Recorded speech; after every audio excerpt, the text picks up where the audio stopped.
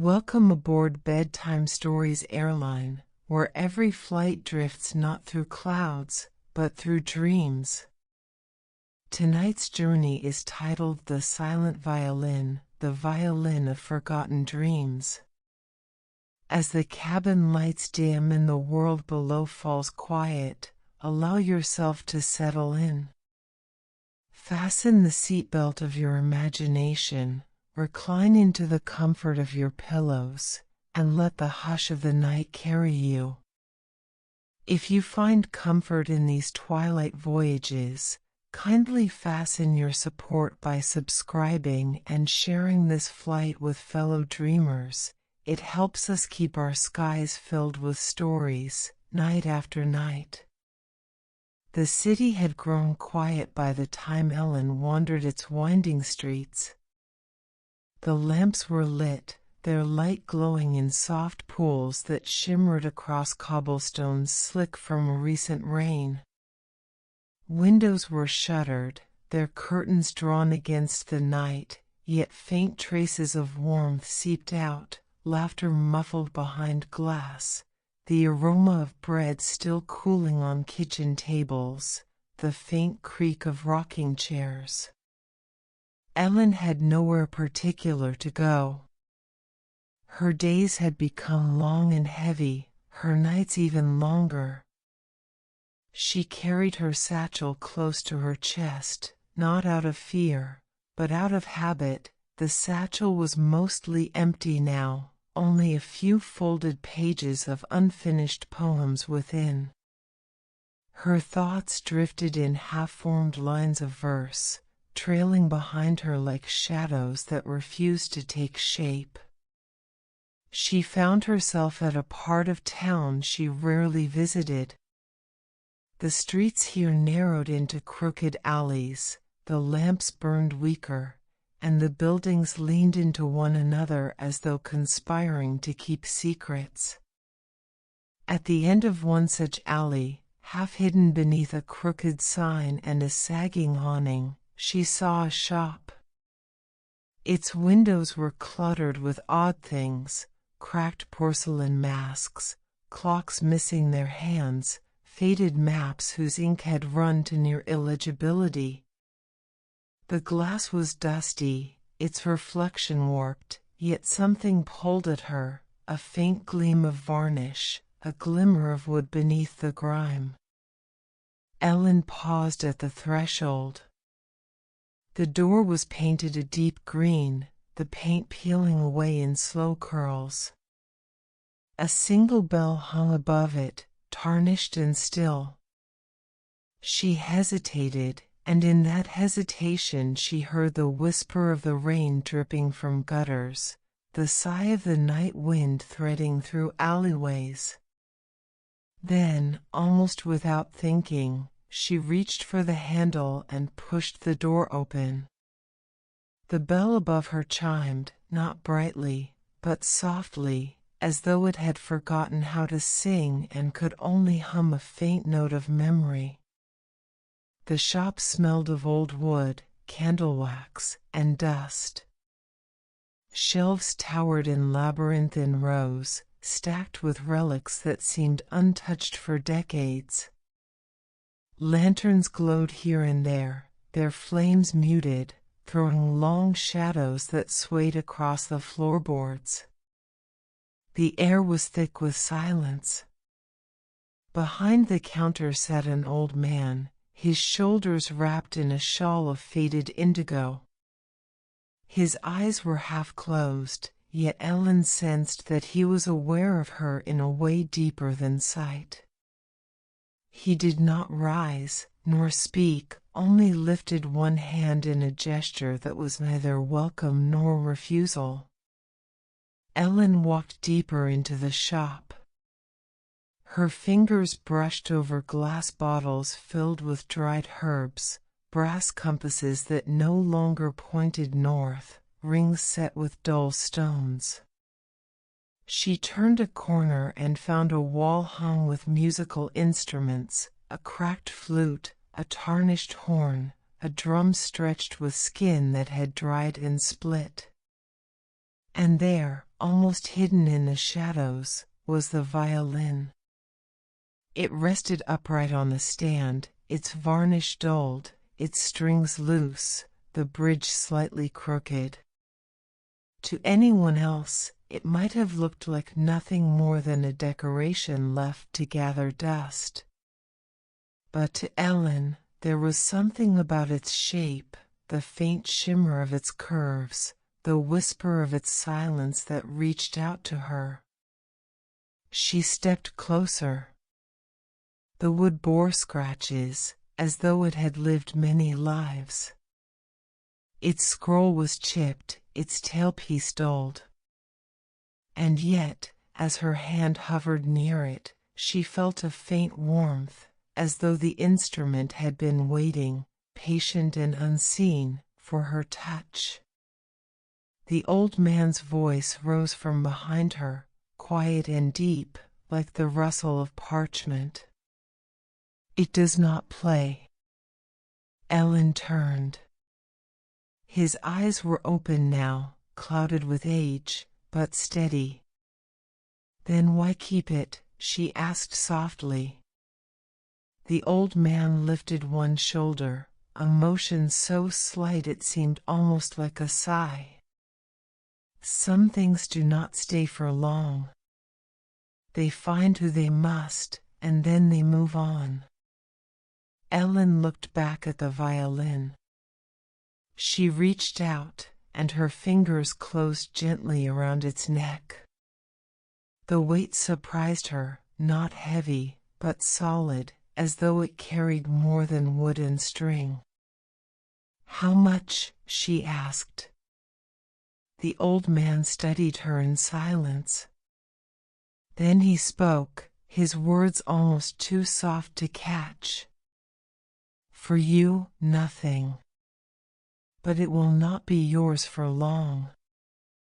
Ellen felt a tremor in her chest. She nodded, unsure of why. She tucked the violin beneath her arm and turned to leave.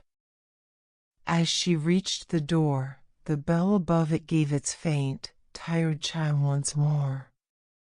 She stepped into the night, and the alley seemed somehow different, the shadows deeper, the air thicker, the silence heavier. She walked home with the violin cradled in her arms like a fragile secret. In her small apartment, she set it upon her desk.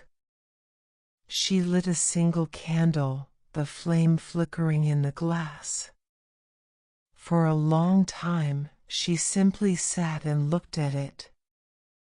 At last, she reached for her bow, an old bow she had kept from her student days, though she had not touched it in years.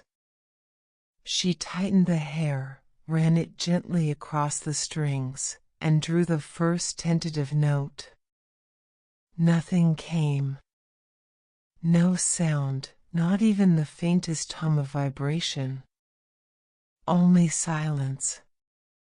Ellen's lips curved in a wry smile, tinged with disappointment but not surprise. The old man had been right. She set the bow aside, lifted the violin gently, and pressed it against her chest. Its wood was cool at first, then warmer, as though it were drawing her heartbeat into its own. That night, she lay down with the violin beside her. The candle burned low, then guttered out.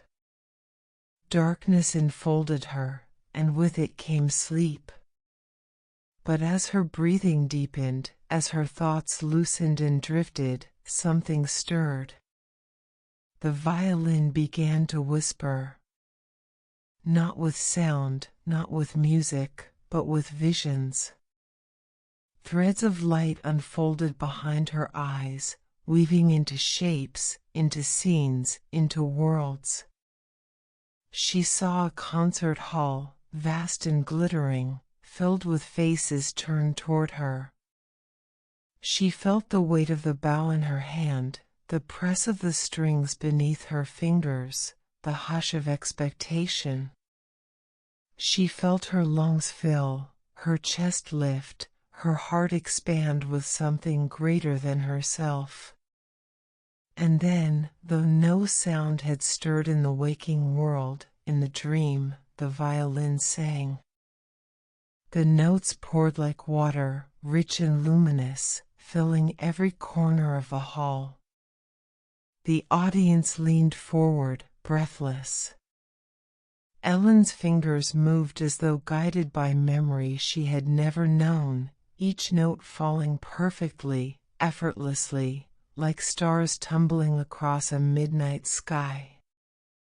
The music rose, and the dream deepened, and Ellen was no longer herself, but someone else entirely, a virtuoso, a master, a soul born for the bow and string. And the violin whispered on, carrying her deeper still. The dream unfurled like a tapestry drawn across the dark. Each thread glowing, each pattern unfolding with exquisite care.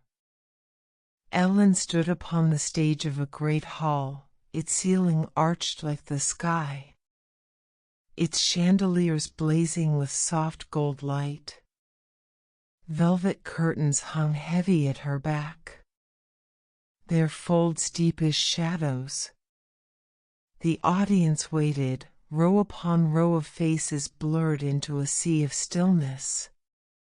Their silence full, expectant, almost reverent.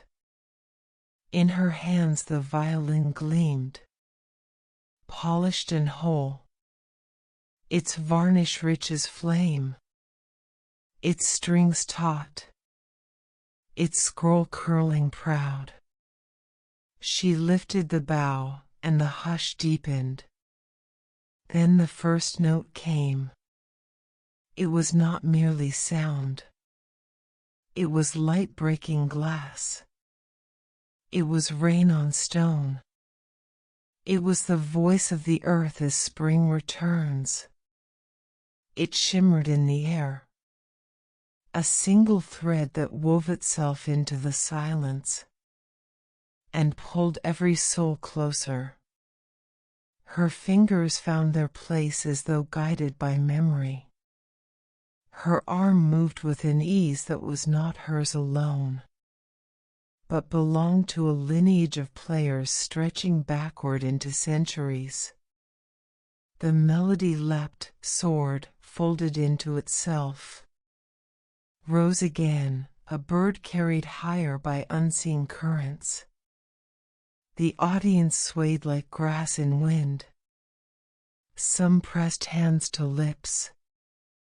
Others closed their eyes. One woman wept openly, her tears glinting in the light. Ellen herself was caught in it. Each note rose not from her skill but from something older, something buried within the violin. And through it she was no longer only Ellen. She was the master who had studied 1,000 nights by candle flame. She was the child prodigy, astonishing the world at 10. She was the weary traveler, playing in taverns for a meal and a bed. She was all of them, all the lives that might have been hers. Had she walked other roads?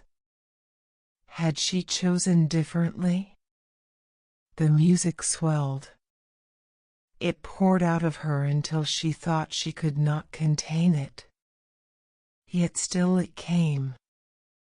A river without end. A voice beyond words. And in that flood of sound she felt her heart break and mend at once. For she knew this was not a gift to keep, but only to glimpse. The final movement thundered through the hall. Bows of the orchestra behind her struck in perfect unison. The timpani rolled like distant storm. Her violin climbed higher and higher. a star pulling itself free of horizon. Then, a last trembling note. It lingered, suspended like a tear, then dissolved into silence. For a moment the hall was still. Then it erupted. Applause crashed like waves. Voices called her name. Flowers rained upon the stage, their petals soft against her feet. She bowed, her chest rising, her eyes wet with joy. In that instant she was whole, not broken or forgotten, not wandering the city with unfinished poems, but radiant, seen, beloved. Yet even as she drank the moment in, she felt it slipping. The chandeliers dimmed. The velvet curtains dissolved into mist. The crowd blurred, their clapping distant now, like thunder moving far away across hills. Her hands grasped air. The violin fell into nothing. And she woke. Her room was gray with dawn. The candle had burned to a stub. The violin lay silent on the desk, its varnish once more dulled. Its strings loose, lifeless. Ellen touched her face and found it damp with tears. Her heart still echoed with the music. Her fingers still tingled with the phantom of the bow. She sat upright for a long while, staring at the violin, listening to the hush of morning. It had not been only a dream. She knew this with a certainty beyond reason. The shopkeeper had known, too. "It will not be yours for long," he had said. Ellen pressed the violin against her chest. Its wood was cool now, inert. But her pulse beat against it. And in some secret chamber of herself she wondered, what life might it show her next? She carried it with her that day everywhere she went. To her desk, where the pages of half-written poems lay blank and accusing.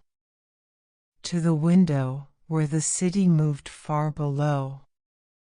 To the kitchen table, where the kettle hissed and steamed. The violin remained silent. Yet Ellen felt its presence like a secret companion. Patient, listening, waiting. When night returned, she placed it gently beside her pillow.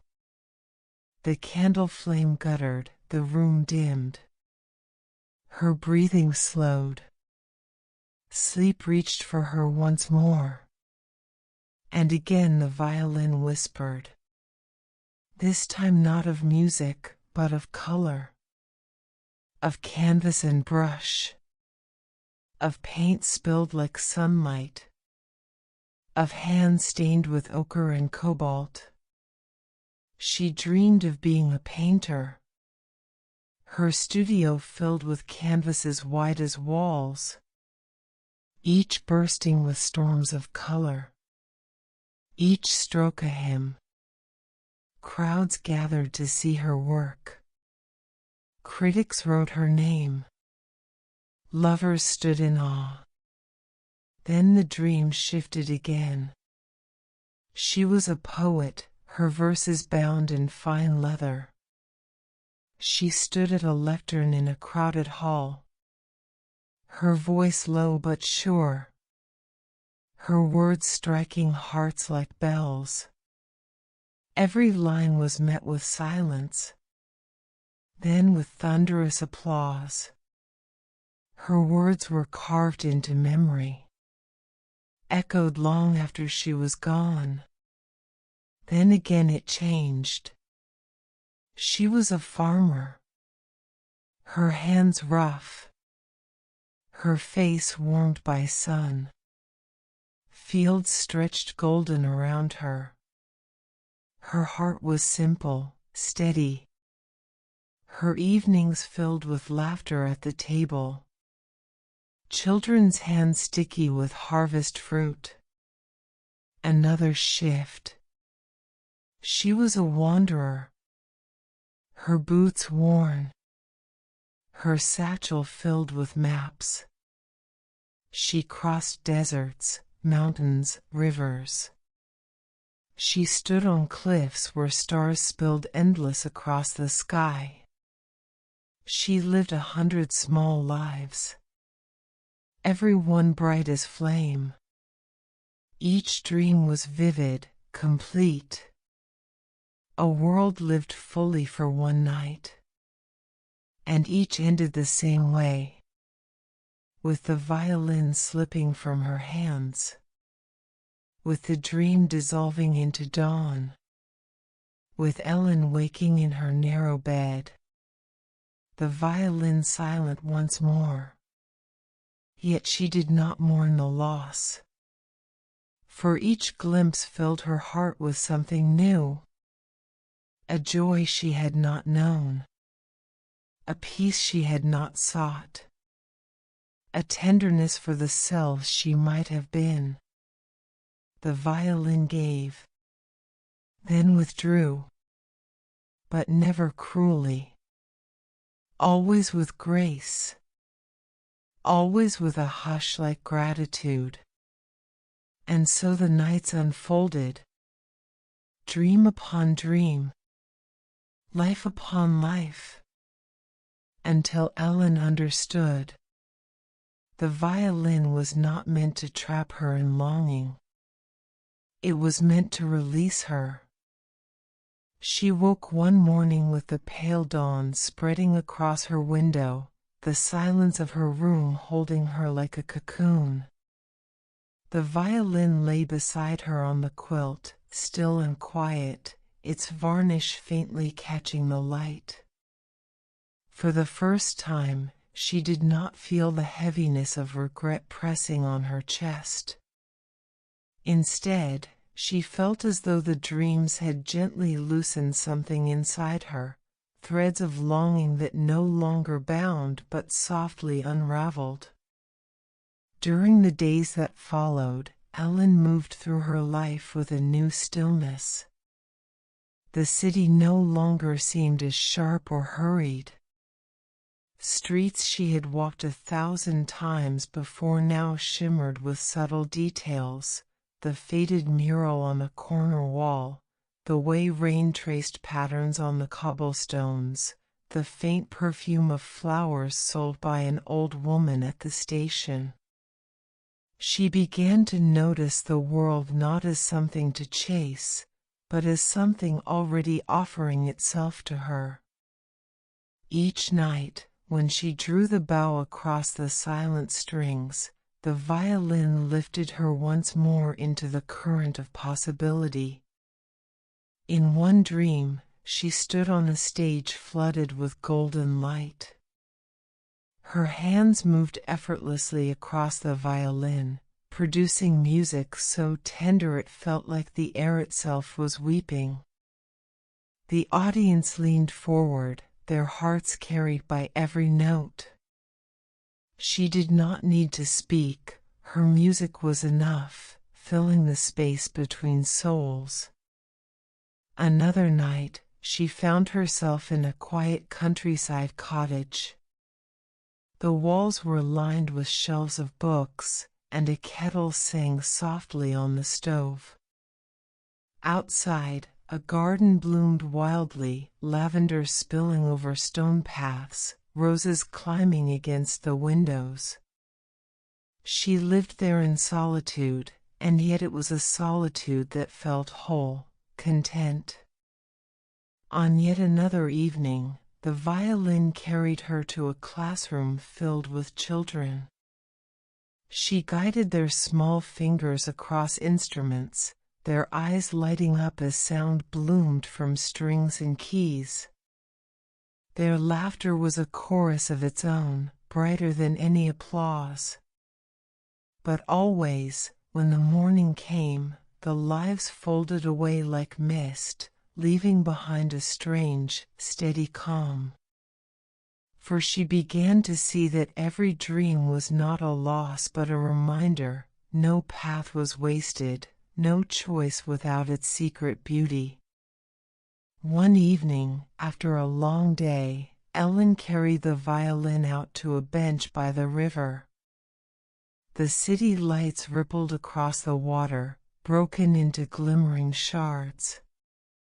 She held the instrument in her lap, tracing its curved edges with her fingertips. It had become something more than wood and string. It was a vessel, a lantern that had shown her many lives, each lit briefly before fading. As she sat, she wondered about those who had held it before her. Did they also wake with softened regrets? Did they too find themselves walking through their days with lighter steps? She imagined a seamstress, years ago, dreaming of the family she never had. A traveler who longed for the home he had left. A painter who chose stability over art, only to find her visions restored for one night at a time. The violin seemed to breathe with memory, and Ellen knew she was only one in a long line of souls who had been touched by its gift. That night, as she placed the violin back upon her chest, she whispered, "Thank you." And the dream that followed was not of another life, but of her own, only gentler, more radiant.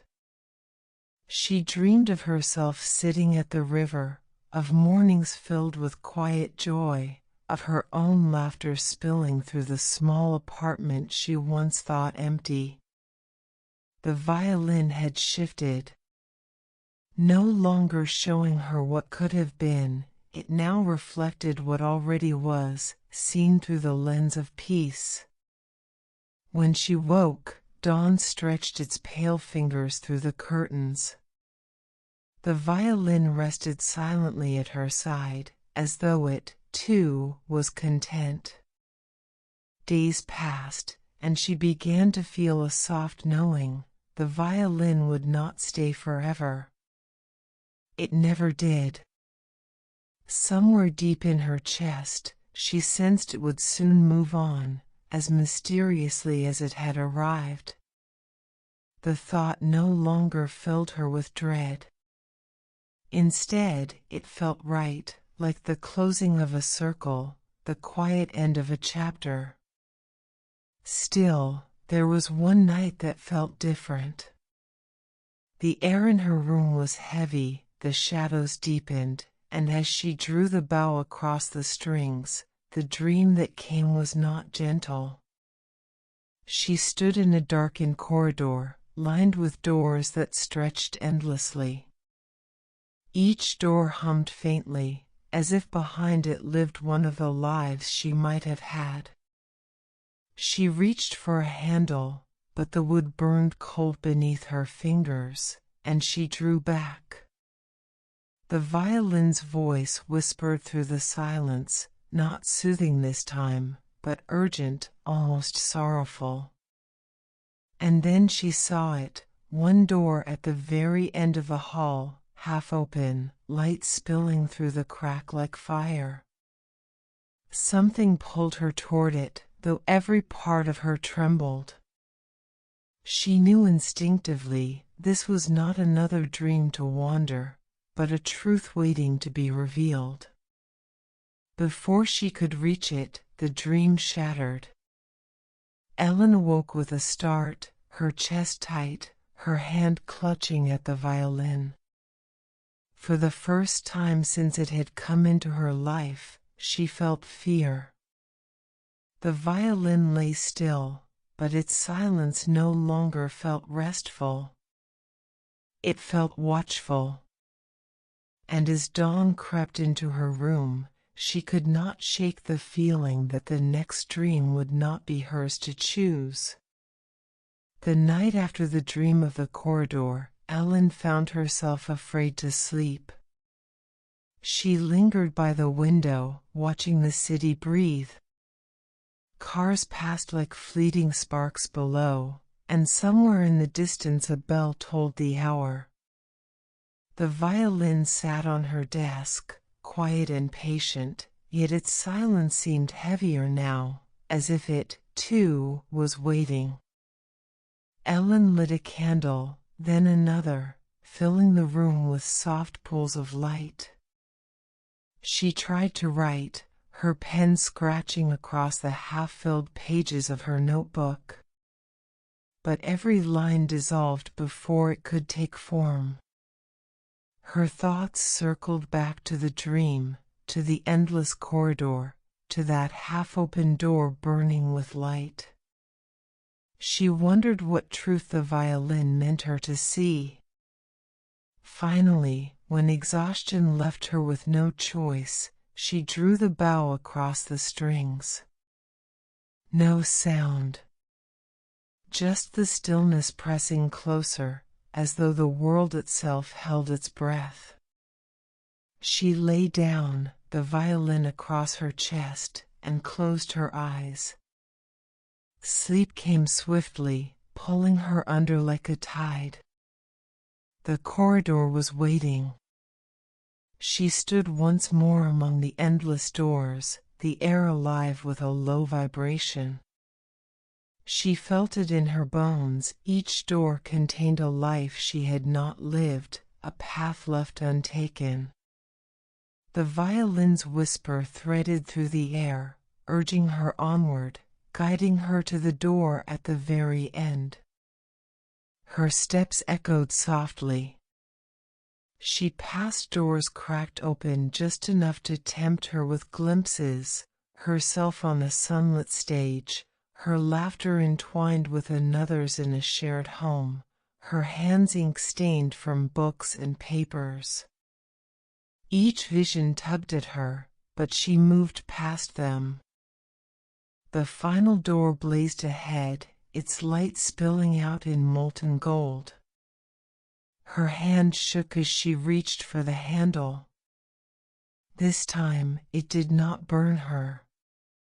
The wood was warm, alive, as though it knew her touch.